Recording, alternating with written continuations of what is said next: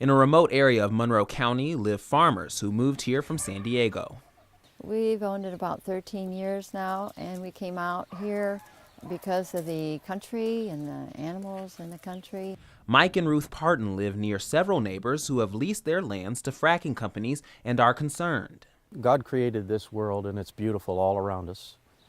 And the damage that follows the gas and oil plays is substantial. And to me, that's not being a good steward of our earth. But is that true? And what exactly is fracking? Fracking basically is a method of getting at natural gas, which is buried deep underground.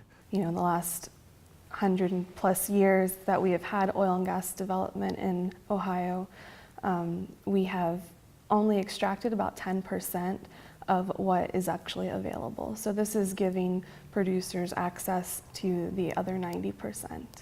Hydraulic fracturing involves drilling thousands of feet in two different directions. A combination of water and different chemicals breaks down a layer of the earth.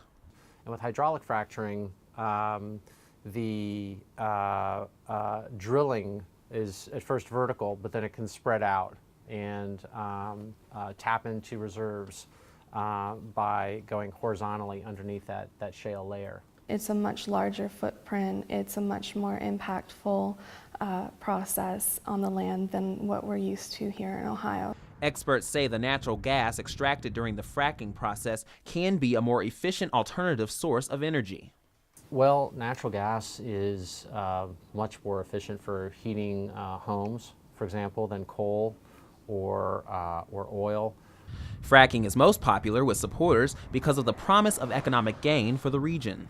I think in Athens County and in Appalachian, Ohio, I think we have a lot of landowners that, you know, are pro oil and gas development because they do want to see economic return come to this region.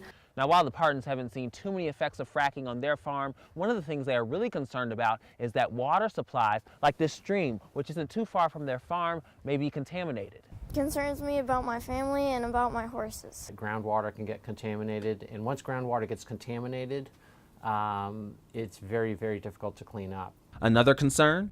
Air pollution.